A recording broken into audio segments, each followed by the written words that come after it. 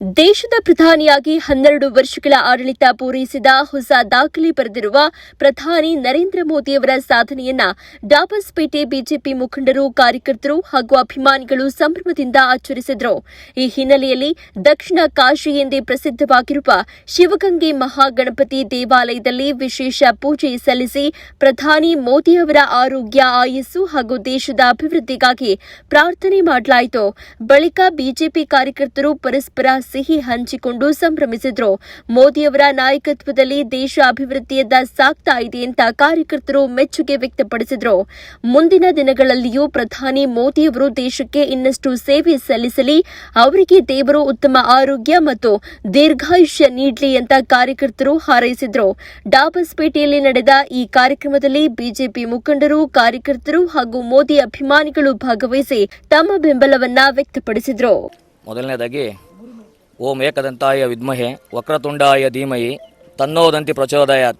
ಶ್ರೀ ಶಿವಗಂಗಾ ಕ್ಷೇತ್ರ ಶ್ರೀ ವಿನಾಯಕನ ಸನ್ನಿಧಿಯಲ್ಲಿ ವಿಘ್ನೇಶ್ವರನಿಗೆ ಪೂಜೆ ಸಲ್ಲಿಸ್ತಾ ಇವತ್ತಿನ ದಿವಸ ಶ್ರೀ ನಮ್ಮ ವಿಶ್ವಗುರು, ಭಾರತದ ಹೆಮ್ಮೆಯ ಪ್ರಧಾನಮಂತ್ರಿಗಳು ಆದಂಥ ನರೇಂದ್ರ ಮೋದಿಯವರು ಇವತ್ತು ನಮ್ಮ ಹಿಂದೆ ಇದ್ದಂಥ ನೆಹರೂರವರ ಅತ್ಯಂತ ದೀರ್ಘಕಾಲದ ಒಂದು ಆಡಳಿತವನ್ನು ಮುರಿದು ಇವತ್ತು ಒಂದು ಭಾರತದಲ್ಲೇ ಅತಿ ಹೆಚ್ಚು ದೀರ್ಘಾವಧಿಯಾಗಿ ಪ್ರಧಾನಮಂತ್ರಿಯಾಗಿ ಸೇವೆ ಸಲ್ಲಿಸಿರ್ತಕ್ಕಂಥವ್ರಿಗೆ ಮೊದಲನೇದಾಗೂ ನಾವೆಲ್ಲ ಭಾರತೀಯ ಜನತಾ ಪಾರ್ಟಿ ಪರವಾಗಿ ಶ್ರೀ ವಿನಾಯಕನ ದೇವಸ್ಥಾನ ಸನ್ನಿಧಿಯಲ್ಲಿ ಅವರಿಗೆ ಅಭಿನಂದನೆ ಸಲ್ಲಿಸ್ತಾ ಮುಂದೆ ಇದೇ ರೀತಿ ಅವರು ದೇಶದ ಪ್ರಧಾನಿಯಾಗಿ ಇನ್ನೂ ಅತಿ ಹೆಚ್ಚು 16 ವರ್ಷಗಳ ಕಾಲ ಭಾರತ ಸೇವೆಯನ್ನು ಸಲ್ಲಿಸೋಂಥ ಶಕ್ತಿ ಭಗವಂತ ಅವರಿಗೆ ಇನ್ನೂ ಅತಿ ಹೆಚ್ಚಿನದಾಗಿ ಆಯುಷು, ಆರೋಗ್ಯ ಮತ್ತು ಶಕ್ತಿ ಎಲ್ಲವನ್ನೂ ಭಗವಂತ ಅವರಿಗೆ ಕೊಡಲಿ ಅಂತೇಳಿ ನಮ್ಮೆಲ್ಲ ಭಾರತೀಯ ಜನತಾ ಪಾರ್ಟಿ ಕಾರ್ಯಕರ್ತರು ಮತ್ತು ಹಿರಿಯರು ಎಲ್ಲರೂ ಸಹ ಇವತ್ತು ಶ್ರೀ ಶಿವಂಗಿ ಗಣೇಶನ ಸನ್ನಿಧಿಯಲ್ಲಿ ಶ್ರೀ ವಿನಾಯಕನಿಗೆ ನರೇಂದ್ರ ಮೋದಿ ಅವರ ಹೆಸರಲ್ಲಿ ಅರ್ಚನೆ ಮಾಡಿ ಪೂಜೆ ಸಲ್ಲಿಸಿದ್ದೀವಿ.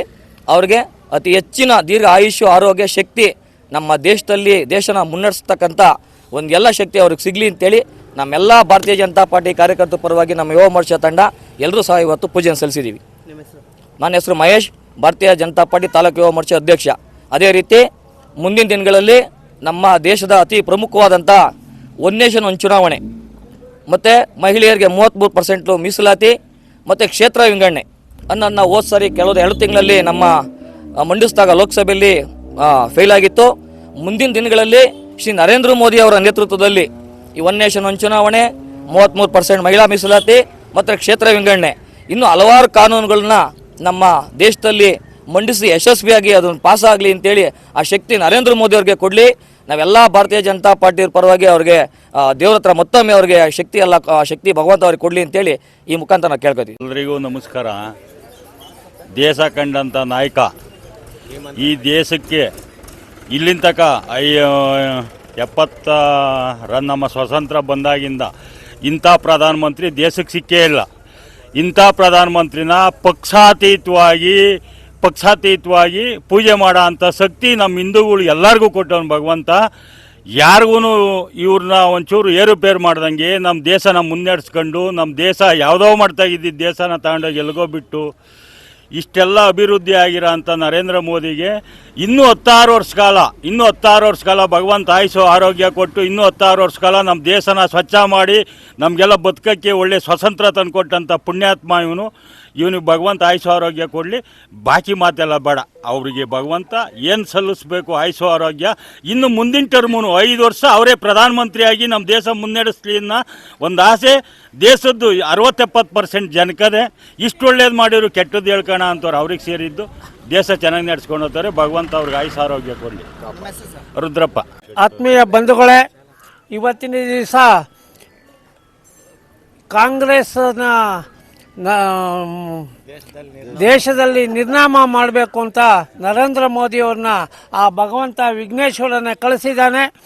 ಆ ವಿಘ್ನೇಶ್ವರ ಕಳಿಸಿರೋದಕ್ಕೆ ಕಾಶ್ಮೀರದಲ್ಲಿ 369ನೇ ವಿಧಿನ ಫಸ್ಟ್ ಕಿತ್ತಾಕಿ ಮುಂದೆ ಇನ್ನೂ ಕಾಶ್ಮೀರ ಅಭಿವೃದ್ಧಿ ಮಾಡಲಿ ಅಂತ ಹೇಳಿ ನನ್ನ ಮಾತನ್ನು ಮುಗಿಸ್ತೀನಿ. ನರೇಂದ್ರ ಮೋದಿ ಅವರು ದೇವರಾಗಿ ವಿಘ್ನೇಶ್ವರನೇ ಕಳಿಸೋನೆ.